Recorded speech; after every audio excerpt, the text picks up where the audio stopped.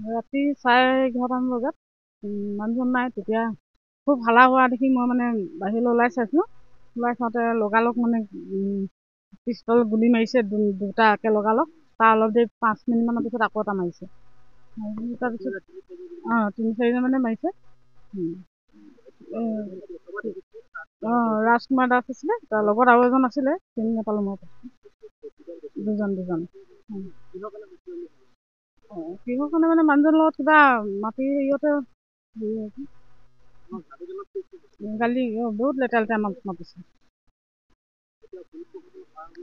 নাই এতিয়ালৈকে আহি পোৱাহি নাই। হয় ভয় লাগি আছে।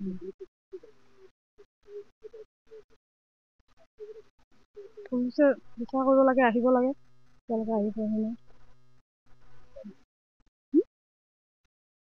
কি কৰে নাজানো। এইটো ৰাজকুমাৰ দাস।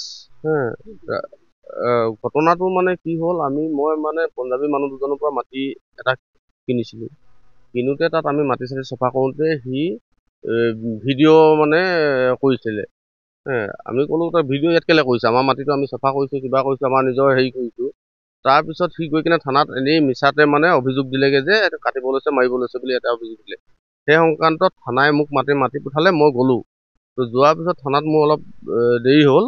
তো অহাৰ পিছত মানে ইহঁতি ঘৰতে আছিলে, মোৰ মিছেছে। তো মই ঘৰত নাছিলোঁ সেই সময়ত।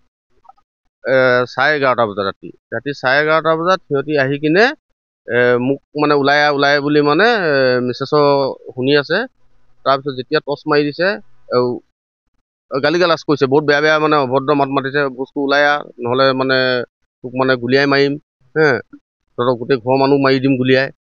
সেইবিলাক কৈ কিনে মানে সি গুলি ফায়াৰিং কৰিছে ইয়াত মোৰ ঘৰলৈ লক্ষ্য কৰি কিনে। এইটো ৰাজকুমাৰ দাস। তেখেত এই ওচৰতে থাকে, ককৰাতলি।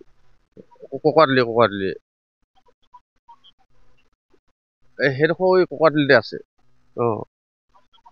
এইটো একো সংঘাত হোৱা নাই আগতে। কিবা ব্যক্তিগত মানে হেৰি তেখেতৰ আছে যদি মইতো সেইটো জ্ঞাত নহয়। কাৰণ 3-4 জাগে গুলি চলাইছে। হয়, ভুগি আছো এতিয়ালৈকে। আহিম বুলি কৈছে, অহা নাই এতিয়ালৈকে, আহি পোৱাহি নাই, উপস্থিত হোৱা নাই। আহি আছো বুলি। পুলিচক ৰাতি কেইটা বজাত? 12:30 বজাত মানে ইহঁতি গৈ কিনে FIR